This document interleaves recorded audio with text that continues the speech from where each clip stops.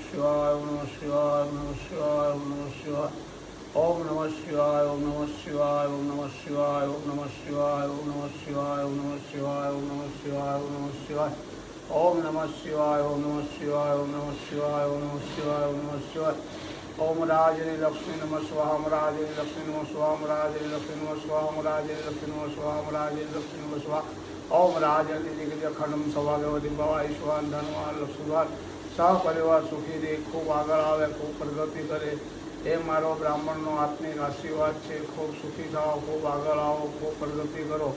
આ કથા તમને અત્યારમાં હું ભોળાનાથની આપું છું. મહાદેવ અને શિવમાં પાર્વતી બે કૈલાસની અંદર બેઠેલા અને શિવે કીધું અનાજ વિના હાલે કે ના હાલે, તો શિવ કે અનાજ વિના હાલી જાય, પણ મા પાર્વતી ગુસ્સામાં આવી ગયા. પછી હાહાકાર બોલાવી દીધો, દુકાળ બોલાવી દીધો, લોકો પાણીના તરસે, ખાવાના ભૂખ્યા, બધું હાહાકાર બધું સૂકવી દીધું મા પાર્વતી. અને શિવને પોકારે છે બધી દુનિયા આખી કે શિવ અમે ભૂખ્યા મરી ગયા એમ કરે. શિવ પછી પૃથ્વી ઉપર આવ્યા, ભીખ માગે કટોરો લઈ, કોઈ હોય તો આપે ને બિચારાને.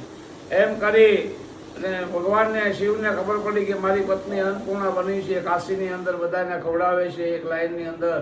પછી શિવ ત્યાં પોગી ગયા, ભોળાનાથના કપાળની અંદર 5 દાણા નાખ્યા, ભગવાને પૃથ્વીની અંદર ઢગલો કર્યો, બધા ખાતા પીતા થઈ ગયા, પાણી જનાવર બધું લીલા લહેર થઈ ગઈ.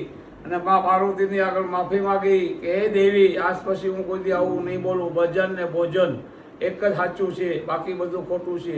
કોઈ મંદિરમાં જવાથી ભગવાન મળતો નથી, કોઈ મંદિર બનાવવાથી ભગવાન મળતો નથી, કોઈ દીવાબત્તીથી મંદિર મળતો નથી. તમારું મન પહેલાં શુદ્ધ કરો. મન જ્યાં સુધી તમારું શુદ્ધ નહીં હોય, એ પાપ તારા પર કાશ જાડે જા, ધર્મ તારો સંભાળ, તારી બેડલીને બુડવાની દઉં. એમ સતગુરુ મળ્યા હતા, સતી તરોલ મળ્યા હતા.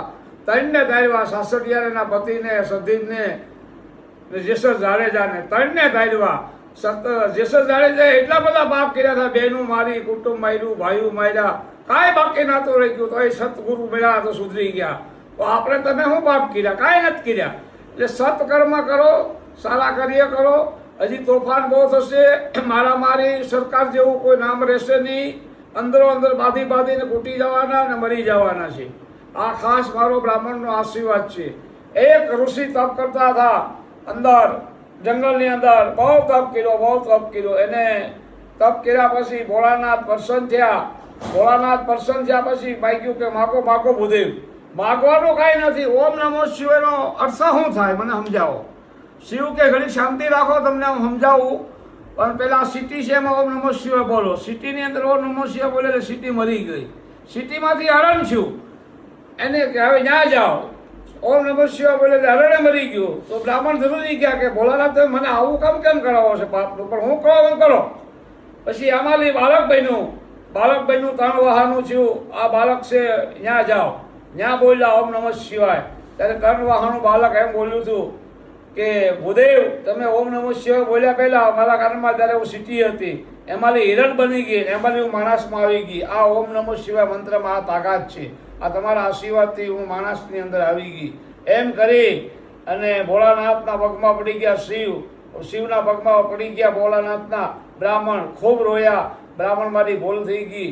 હંમેશ માટે ઓમ નમઃ શિવાય હાલતા ચાલતા, નોકરીએ જાતા. એમ નથી ભગવાન કહેતા કે તમે બેહીને જ મંત્ર કરો. મન શુદ્ધ હોવું જોઈએ. પહેલાં મન તમારું શુદ્ધ કરો. ભગવાનને શોધવા જવાની ક્યાંય જરૂર નથી. 13મી લિંગ તમારા શરીરની અંદર છે. તમારો થંભ છે એ શિવ છે. ભગવાને જ્યારે મૂર્તિ બનાવી ત્યારે કારાની મૂર્તિ બનતી હતી ને વાલા ઘડીએ પડી જતી.